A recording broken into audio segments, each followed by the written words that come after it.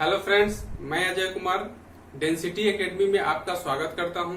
Bihar special series में पिछले 2 videos में हम लोगों ने बात किया था बिहार की सामान्य जानकारी के बारे में और बिहार के प्रमंडल के बारे में, और उस प्रमंडल में कौन कौन से जिले आते हैं उन सारे जिलों को हमने देखा। तो 2 वीडियोस बिहार स्पेशल सीरीज में बन चुका है। अगर आपको वो दोनों वीडियो देखना है तो आप प्लेलिस्ट में जाकर देख सकते हैं।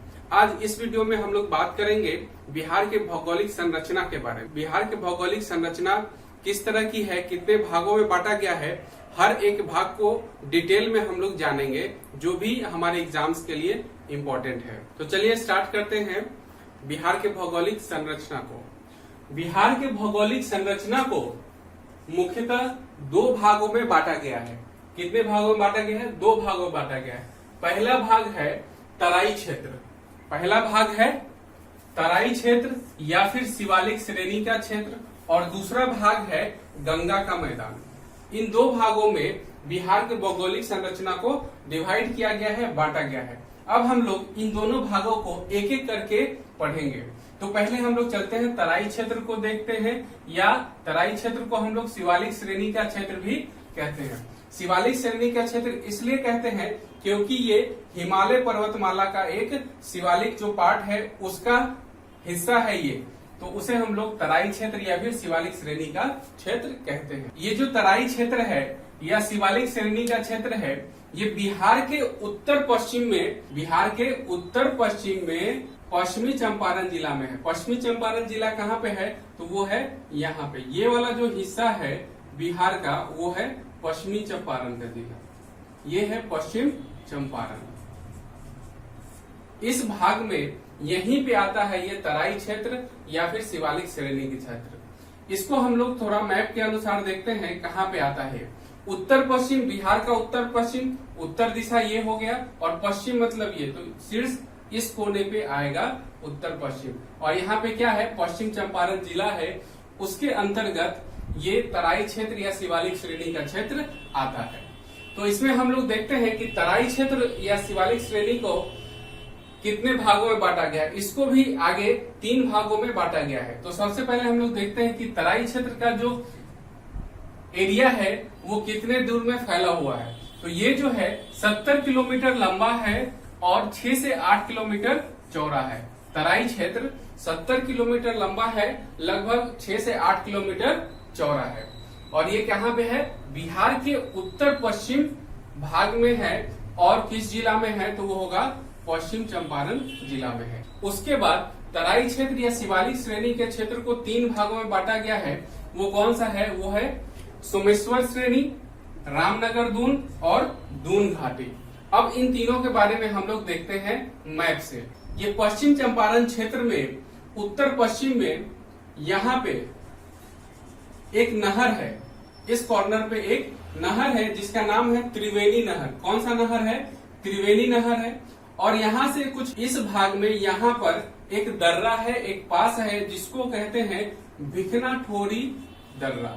भिखना ठोरी दर्रा या फिर ठोरी दर्रा भी इसको कहते हैं। तो त्रिवेणी नहर से लेकर भिखना ठोरी दर्रा तक ये सोमेश्वर श्रेणी फैला हुआ है, और इसका जो क्षेत्रफल है लगभग 75 किलोमीटर स्क्वायर में है, लगभग 75 वर्ग किलोमीटर में है। सोमेश्वर श्रेणी का क्षेत्रफल लगभग 75 किलोमीटर स्क्वायर मतलब 75 वर्ग किलोमीटर में फैला हुआ है। तो ये जो है सोमेश्वर श्रेणी का पार्ट, ये कुछ इस तरीके का ये वाला हिस्सा है।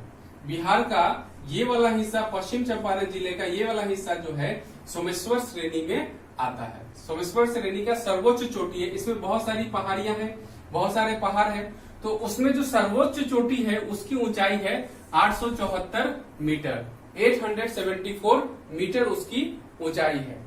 सोमेश्वर श्रेणी की जो चोटी है भारत और नेपाल के बीच में, इधर नेपाल है तो नेपाल और भारत के बीच में यहाँ पर क्या है? बाउंड्री की तरह काम करता है और सीमा की तरह काम करता है। इसके बाद हम लोग देखते हैं ये जो सोमेश्वर श्रेणी है इसमें कुछ बहुत सारे दर्रे बने हुए हैं जिससे बहुत सारी नदियां बहती है। तो उनमें से कुछ प्रमुख दर्रे हैं जो कि हैं, एक है सोमेश्वर दर्रा, दूसरा है भिखना ठोरी और तीसरा है मेवात दर्रा। ये 3 दर्रे बहुत ही महत्वपूर्ण है हमारे एग्जाम के लिए, जो कि कहाँ पे है, सोमेश्वर श्रेणी में पाई जाती है। इसके बाद हम लोग देखते हैं रामनगर दून को। तो रामनगर दून जो है, रामनगर दून यहाँ पे है कुछ, ये वाला जो हिस्सा है, ये वाला हिस्सा, ये है रामनगर दून का हिस्सा। इसमें छोटी छोटी पहाड़ियां मिलती हैं और ये इसका जो रामनगर दून का जो एरिया है, क्षेत्रफल है, वो है 214 वर्ग किलोमीटर में ये रामनगर दून फैला हुआ है। ये वाला जो हिस्सा है ये क्या है, रामनगर दून एरिया है और वो 214 वर्ग किलोमीटर में फैला हुआ है। और इसमें जो पहाड़ी है उसकी अधिकतम ऊंचाई जो है 240 मीटर होती है, 240 मीटर है। रामनगर दून के अंदर जो भी पहाड़ियां हैं बहुत छोटी छोटी पहाड़ियां हैं और उसकी अधिकतम ऊंचाई है वो कितनी है, वो है 240 मीटर। हमें इतना याद रखना है रामनगर दून के बारे में। अब ये जो सोमेश्वर श्रेणी है और ये रामनगर दून है, इनके बीच में जो ये वाला एरिया है, ये जो एरिया है ये कहलाता है दून घाटी। ये क्या है, ये कहलाता है दून घाटी। और इस दून घाटी को हम लोग हरहा नदी घाटी भी कहते हैं। रामनगर दून और सोमेश्वर श्रेणी के बीच में जो ये एरिया है इसको हम लोग कहते हैं, इसको कहा जाता है दून घाटी या फिर हरहा नदी घाटी। अब इसका जो लंबाई है वो है 24 किलोमीटर कुल इसका लंबाई है, किसका, हरहा नदी घाटी का। तराई क्षेत्र या शिवालिक क्षेत्र का विभाजन, इसमें हम लोगों ने पढ़ा सोमेश्वर श्रेणी, दून घाटी जिसको हरहा नदी घाटी भी कहते हैं, और तीसरा है रामनगर दून, तराई क्षेत्र या शिवालिक श्रेणी क्षेत्र का विभाजन, जिसको हमने मैप से पढ़ा और देखा। अब हम लोग चलते हैं गंगा के मैदानी भाग की तरफ।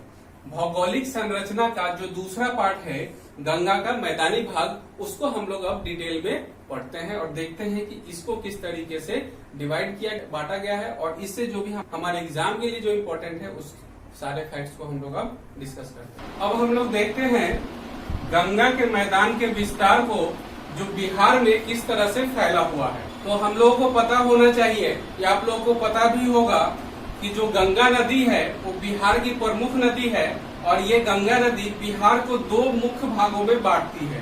गंगा नदी मुख्यतः कुछ इस तरीके से बिहार को 2 मुख्य भागों में बांटती है। तो गंगा नदी के उत्तर में जो भाग है वो हो जाता है उत्तरी बिहार, ये हो जाता है उत्तरी बिहार, और गंगा नदी के दक्षिण में जो भाग है ये वाला भाग, ये क्या कहलाता है, ये कहलाता है दक्षिण बिहार, दक्षिण बिहार।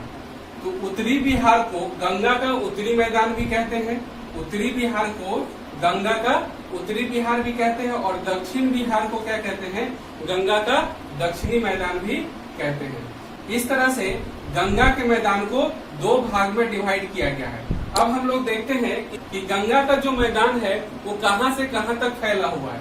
तो गंगा का मैदान ये जो नेपाल का बॉर्डर है, नेपाल का अंतर्राष्ट्रीय सीमा है, वहां से लेकर झारखंड में जो छोटा नागपुर पठार है उसके उत्तर तक फैला हुआ है गंगा का मैदान। तो गंगा का मैदान फैला हुआ नेपाल के अंतर्राष्ट्रीय सीमा से छोटा नागपुर पठार के उत्तरी भाग तक। इसके बाद है इसका जो क्षेत्रफल है लगभग 45,000 वर्ग किलोमीटर में फैला हुआ है। ये लगभग बिहार के कुल क्षेत्रफल का आधा हिस्सा है, बिहार के कुल क्षेत्रफल का आधा है, कुल क्षेत्रफल का आधा है। अब हम लोग देखते हैं कि ये जो भाग है गंगा का मैदान, इसका औसत ऊंचाई समुद्र तल से कितना है, तो वो है 60 मीटर से लेकर 120 मीटर तक है समुद्र तल से इस गंगा के मैदान का ऊंचाई। और इसका जो औसत ढलान है, इसका जो ढाल है, इसका जो ढलान है 6 सेंटीमीटर पर किलोमीटर के हिसाब से वो ढलान घटते गया है। जैसे क्या है कि अगर हम मान लेते हैं ये एक जमीन का हिस्सा है, अगर यहाँ पे ऊंचाई है 6 सेंटीमीटर, तो ये जो ढलान है अगर ये 1 किलोमीटर के बाद ये जो ढलान है यहाँ पे सिर्फ 1 सेंटीमीटर रह जाएगा। ये है अगर ये यहाँ से यहाँ तक 1 किलोमीटर की लंबाई है, यहाँ अगर ऊंचाई है 6 सेंटीमीटर, तो 1 किलोमीटर के बाद क्या होगा, ये 1 सेंटीमीटर रह जाएगा। यही है 6 सेंटीमीटर पर किलोमीटर के हिसाब से इसका ढलान है इस पूरे गंगा के मैदान का। अब हम लोग चलते हैं उत्तर बिहार के क्षेत्र को देखते हैं। तो उत्तर बिहार का क्षेत्र कहाँ से कहाँ तक फैला हुआ है, ये तिरहुत प्रमंडल, यहाँ पे तिरहुत प्रमंडल, सारण प्रमंडल, दरभंगा प्रमंडल, फिर कोसी प्रमंडल, फिर यहाँ पे पूर्णिया प्रमंडल। इस तरह से ये पूरे क्षेत्र में उत्तर बिहार का गंगा का उत्तरी मैदान भागलपुर के नवगछिया तक फैला हुआ है। भागलपुर के नवगछिया तक यहाँ तक फैला हुआ है। ये है उत्तर बिहार का क्षेत्र। उसके बाद इसका जो ढलान है उत्तर पश्चिम से, उत्तर पश्चिम कहाँ है ये छोड़े, उत्तर पश्चिम से दक्षिण पूर्व तक है। दक्षिण पूर्व कौन सा है ये, मतलब यहाँ पे जो ऊंचाई होगा ये ज्यादा होगा और ये धीरे धीरे धीरे धीरे यहाँ तक कम होता गया है। कैसे कम हुआ है ढलान, 6 सेंटीमीटर पर किलोमीटर के हिसाब से इसका ढलान कम होता गया है। ठीक है, इसके बाद इसका जो ऊंचाई है समुद्र तल से जो ऊंचाई है उत्तरी गंगा का मैदान का वो है 60 मीटर। समुद्र तल से ऊंचाई कितना है, 60 मीटर है। अब उत्तरी गंगा के मैदान को मुख्यतः 4 भागों में बांटा गया है। वो कौन सा है, पहला है तराई क्षेत्र, दूसरा है बांगर भूमि और तीसरा है खादर भूमि और लास्ट में है चौड़। चलिए अब हम लोग देखते हैं दक्षिण गंगा के मैदान का विस्तार किस तरह का है।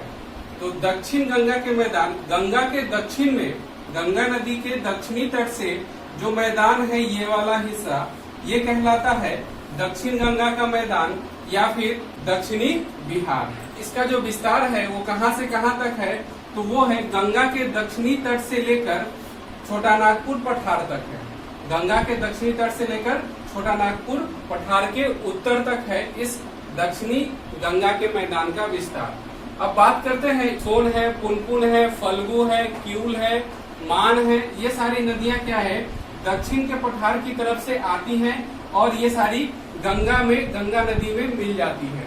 तो गंगा नदी में जो मिलती है ये सीधा डायरेक्ट आकर गंगा नदी में नहीं मिलती है। ये पहले कुछ दूर तक गंगा नदी के समानांतर बहती है, उसके बाद जाकर ये गंगा में मिल जाती है। दक्षिणी गंगा के मैदान में कुछ पठारी इलाका है जिसको हम लोग कहते हैं दक्षिणी पठार, बिहार का दक्षिणी पठारी भाग। तो वो कहाँ से कहाँ तक है, जैसे कैमूर जिला से लेकर ये जो पार्ट है यहाँ से इधर से यहाँ तक लास्ट तक, इधर पूर्वी छोर तक, पश्चिमी छोर से पूर्वी छोर तक ये कुछ भाग में क्या है छोटी छोटी पहाड़ियां हैं, जिसमें मुख्यतः कौन कौन सी पहाड़ी है, जैसे गया की पहाड़ी है, राजगीर की पहाड़ी है, खड़गपुर की पहाड़ी है, गिरियक और बराबर की पहाड़ियां हैं। ये सारी पहाड़ियां कहाँ पे है, दक्षिणी गंगा के मैदान के भाग में है, जिसे हम लोग दक्षिण का पठार कहते हैं। इस पहाड़ी में जो मुख्यतः पहाड़ी है वो कौन सी है, वो है कैमूर की पहाड़ी, रामशिला पहाड़ी, बराबर की पहाड़ी, जेठियन पहाड़ी, राजगीर पहाड़ी, गिरियक पहाड़ी और शेखपुरा पहाड़ी और राजमहल पहाड़ी। इसका जो फैलाव है दक्षिण गंगा का मैदान का फैलाव ये पश्चिम में थोड़ा चौड़ा है और पूरब में जाकर ये थोड़ा संकीर्ण हो गया है। पश्चिम की तरफ क्या है थोड़ा अधिक चौड़ा है और आगे जाकर धीरे धीरे ये क्या हो गया है, संकीर्ण हो गया है। इस तरह से हम लोगों ने देखा कि बिहार के भौगोलिक संरचना का विभाजन किस तरह से किया गया है। ये मुख्यतः 2 भागों में किया गया है, तराई और शिवालिक श्रेणी क्षेत्र और दूसरा गंगा का मैदान। फिर उन दोनों को किस तरह से उप भाग में किस तरह से विभाजित किया गया है, इसको हमने इस वीडियो में देखा। फिर अगले वीडियो में हम लोग बात करेंगे बिहार के अपवाह तंत्र की, मतलब उसमें हम लोग नदियां और सिंचाई की बात करेंगे और उसको हम लोग जानेंगे कि हमारे एग्जाम के लिए उनमें से कौन कौन से तथ्य हमारे लिए इम्पोर्टेंट है।